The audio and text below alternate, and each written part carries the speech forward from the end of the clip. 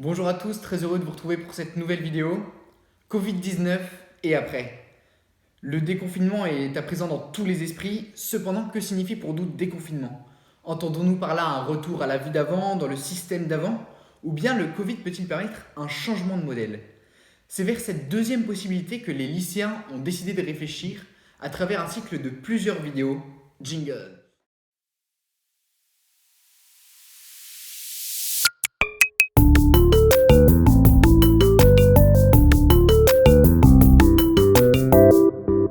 Le monde vu par les lycéens.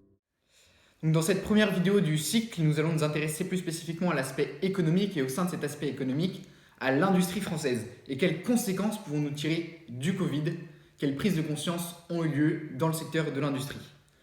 Donc on a pu constater généralement que le secteur industriel, excepté peut-être l'industrie du luxe, est faible voire inexistant en France. Et cela a eu pour conséquence le fait que nous n'avons qu'une très faible production de masques ou de tests. Et de ce fait, nous dépendons donc grandement de pays comme l'Allemagne qui a une grande industrie ou même comme la Chine pour la production de ces masques ou tests. Mais une fois que le constat est fait, rien ne sert de polémiquer, il nous faut plutôt trouver des solutions pour à l'avenir ne plus avoir à subir ces crises. Il y a donc un besoin net de réindustrialiser la France afin de pouvoir, en cas de crise, être autosuffisant. Cependant, contrairement à ce que l'on peut entendre, produire en France, être autosuffisant, ça ne signifie pas arrêter totalement les échanges avec les autres pays, ça ne signifie pas même arrêter tout court les échanges avec les autres pays. Cela contribuerait simplement à rendre la France moins dépendante et par là même plus forte, plus puissante et plus apte à répondre à la demande. Et au-delà même d'un simple point de vue économique, le fait de pouvoir avoir une industrie forte renforcerait même notre diplomatie, rendant à la France un statut de puissance industrielle, en plus d'une puissance de service que nous avons. Cette réindustrialisation permettrait également de créer de l'emploi et donc de relancer la machine économique, qui, après cette crise, il faut être clair, ne retrouvera pas de sitôt ce rythme de croisière. Même si, soyons lucides, cette réindustrialisation prendra du temps, et nous ne pourrons retrouver une force de frappe industrielle importante quelques mois après la sortie du confinement, c'est impossible. Cela prendra donc probablement plusieurs années. Mais il faut savoir que nous pouvons d'ores et déjà être chacun de nous acteurs de cette réindustrialisation. Il ne faut pas se dire que c'est la seule responsabilité des gouvernants, c'est nous dédouaner de notre part de responsabilité, qui est certaine. En effet, ce que chacun de nous peut faire, c'est un exemple bête, c'est acheter français. Alors, acheter français, ça ne veut pas dire, encore une fois, se renfermer sur nous-mêmes, n'acheter que français, ce serait même impossible. Mais c'est une mesure simple qui contribuerait, si chacun de nous s'y met, à relancer la machine. L'industrie française ne peut marcher que si chacun des Français se dit de son côté, voilà, je vais faire un effort pour acheter français. C'est l'action donc de chacun et pas seulement de quelques-uns qui permettra à notre économie de franchir ce cap et de réindustrialiser progressivement la France. On va prendre un exemple simple pour illustrer cela, celui de l'industrie textile. En 2018, les principaux exportateurs de textiles sont des pays asiatiques et en première position duquel la Chine. La Chine en 2018, il faut se rendre compte, c'est une valeur exportée avoisinant les 120 milliards de dollars selon Statista, un office de statistique. Donc plutôt que d'acheter des vêtements fabriqués en Chine, achetons des produits français. C'est certes un peu plus cher, mais c'est de meilleure qualité. Et une étude de la société Brut, une société de médias française, a montré que le temps moyen d'utilisation d'un t-shirt est de seulement 35 jours.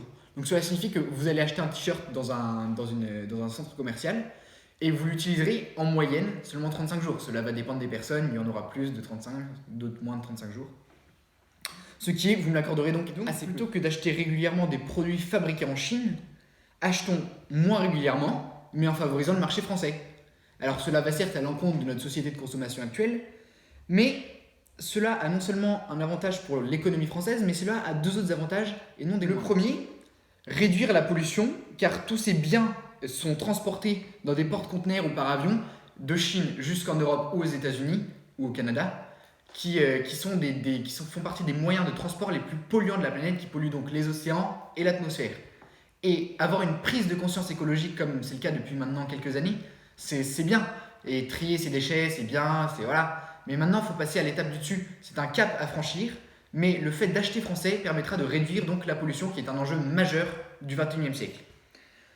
Le deuxième avantage est que nous sommes assurés des conditions de travail des ouvriers en France comparé aux ouvriers dans les pays asiatiques. De fait, encore une fois, un de nos grands enjeux, une des grands dadas français, si l'on peut dire, c'est les droits de l'homme. Mais alors, les droits de l'homme, c'est très bien, donc en France, ils sont respectés, voilà. Mais quand on achète des produits en Chine ou dans des pays asiatiques, quelles sont les conditions d'exploitation des ouvriers? On ne peut pas répondre avec précision à cette question, mais on sait qu'ils sont sous-payés et que beaucoup vivent en dessous du seuil de pauvreté. Donc acheter français, c'est aussi être en cohérence avec les droits de l'homme et avec nos idéologies. Donc ne soyons cependant pas naïfs.